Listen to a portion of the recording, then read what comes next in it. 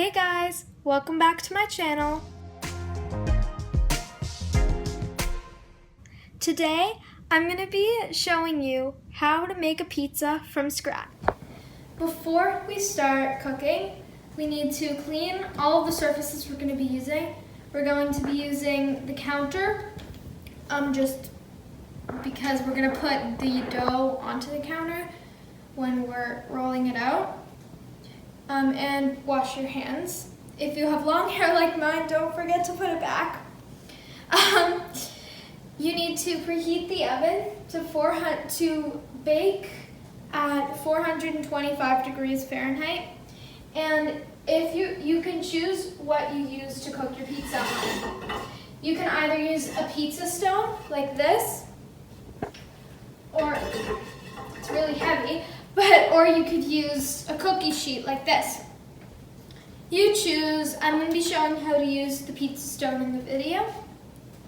If you're using a pizza stone, then you need to, when you're preheating your oven, before we start, you need to put this in with the oven so that it will preheat with the oven and the pizza stone will be warm. If you are using a cookie sheet, then you don't need to preheat the cookie sheet. You need to put some parchment paper on top of it and just put it to the side for when we are ready to put the pizza on it. Something I forgot to mention is if you are using the pizza stone, you are going to want to use something called a pizza peel. I'm going to show it to you guys and explain it more later on. Now let's get started. Pizza crust, take one. Okay guys, at the beginning, you need to get out your ingredients. The first 4 ingredients that we need are flour, pizza yeast. This is actually the company that I'm using their recipe. I'm going to link the instructions down below.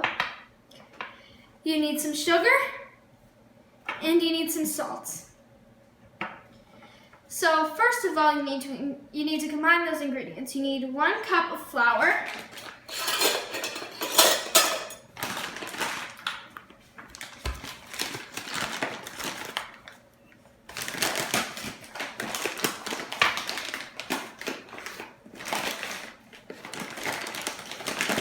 in a large bowl, you need 1 cup of flour,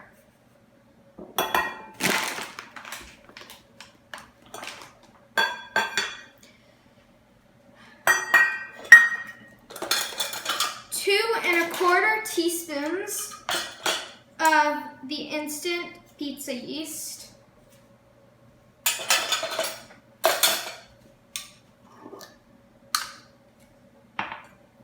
I'm using a quarter measure, so 1, 2,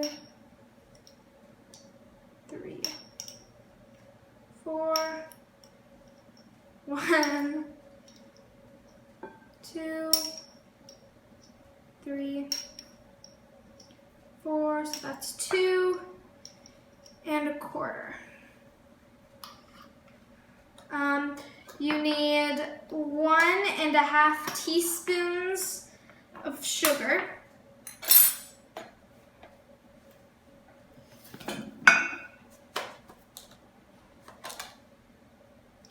This is a 1/2 teaspoon, so 1, 2, 3. And the salt, you need 3/4 of a teaspoon. So I'm going to measure that out pretty exactly. I'm going to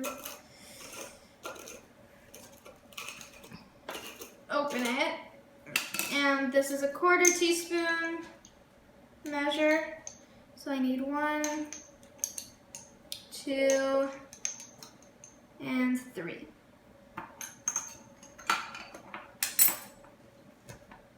As you can tell, I've been cleaning up as I go. Next, with these ingredients that we just put into the bowl, we need to mix it all together until it's really well blended so that we can add the next ingredients, which you can start getting ready now, which is some very warm water at a very warm temperature. That temperature is about 120 to 130 degrees Fahrenheit. For the next step, we're going to need that water, which is about 2/3 of a cup, and we also need 3 tablespoons of oil. For this step, as I just said, we need the very warm water here. Whoa, that's hot. And the oil here. I've already measured it out, so if you're looking at it, it won't be exactly the right amount in the measuring cups. So first we need to add the warm water, and we need to mix it. Sorry, I'm just trying to get this into the right spot. Here we go. And the oil. And we need to mix it until it's well blended.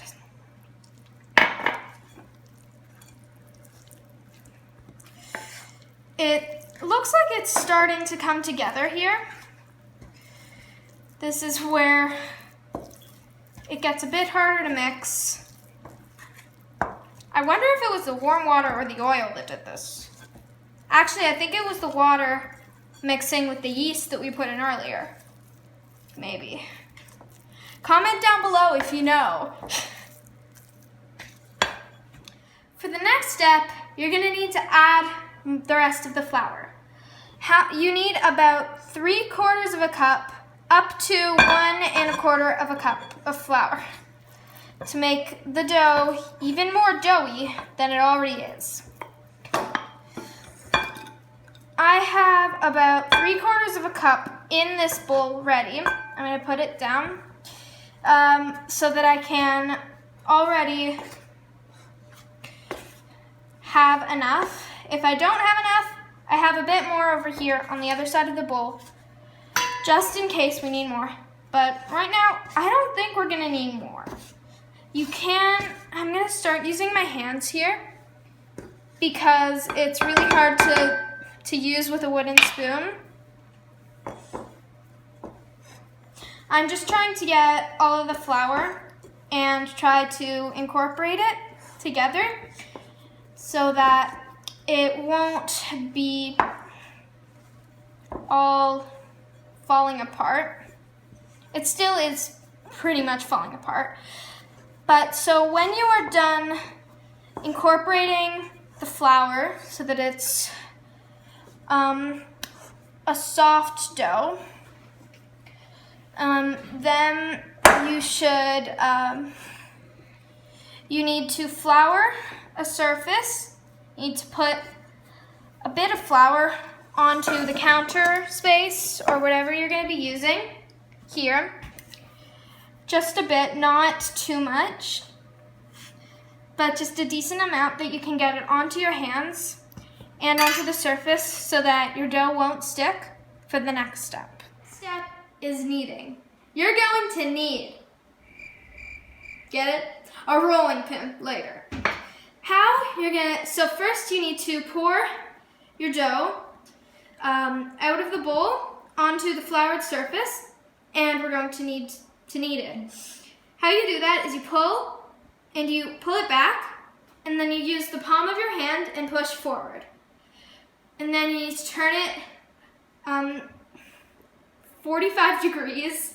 I don't know, something. You need to turn it 1/4 of the way around in a circle, and then do that again where you pull it back, then you use the palm of your hand to push forward, and then you keep turning it. If you get used to it, you can do it a bit faster, but it's really not needed. I keep on saying the word need in different ways. I don't mean to do that. First time I did, but the rest of them I don't. I didn't need to.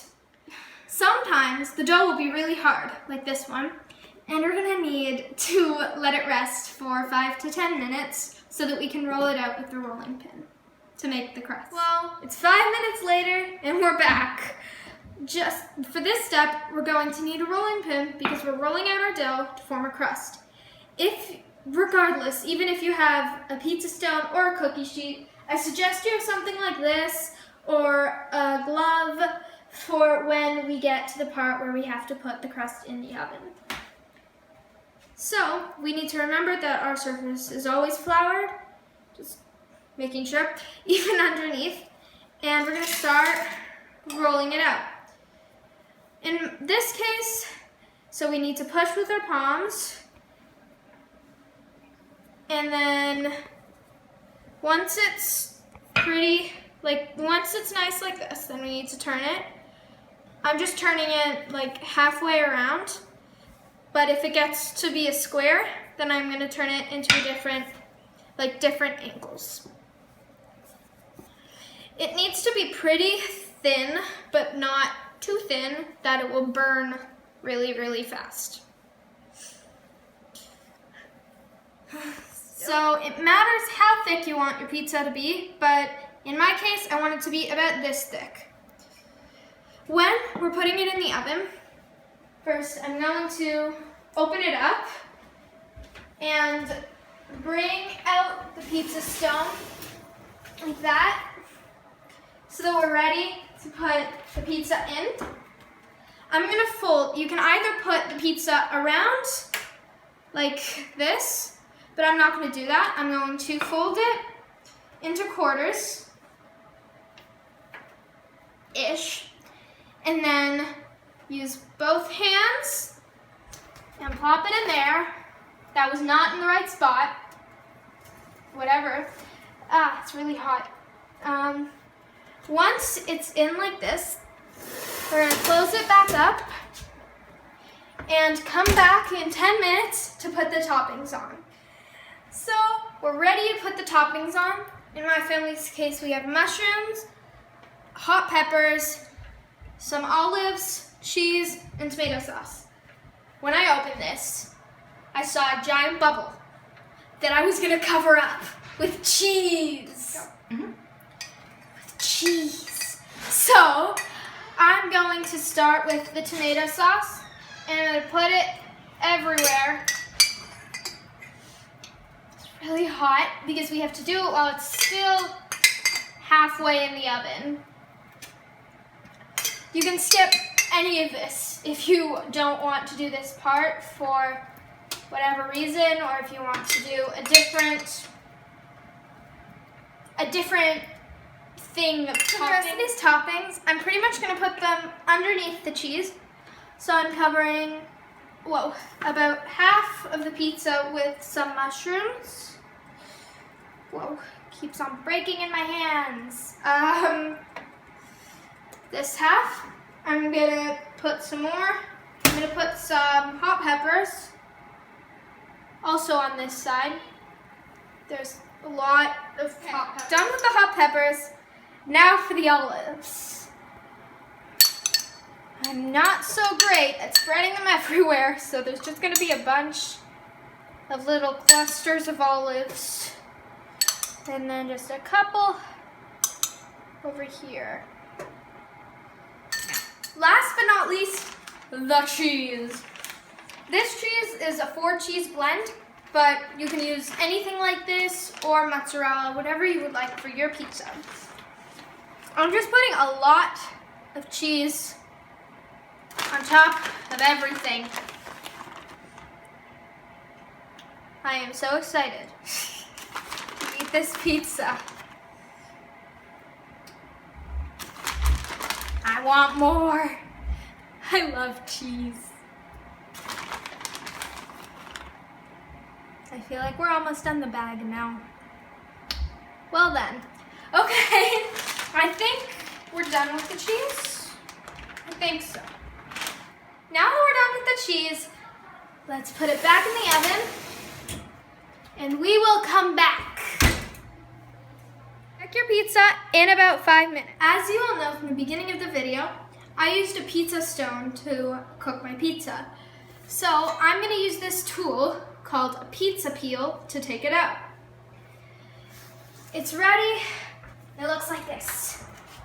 It's golden brown and delicious. So, it looks really good. I'm going to try to peel it off of the pizza stone. I'm going to use this just a bit so that it doesn't fall off. This is really heavy. And put it onto a cutting board over here. Now it is done. Once you've taken out the pizza, turn off the oven. If you used a pizza stone, do not take it out. You need to wait for it to cool before you can take it out. Also, wait for your pizza to cool down a little bit before enjoying it, because you don't want it to be so hot when you first dig it, like 15 minutes. So now I'm gonna start cutting it. I did already cut it in half, but I want to just cut this one piece here.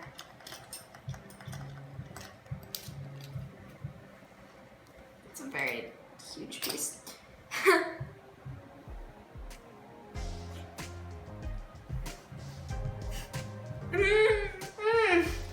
This is so good. I really suggest that you try this recipe.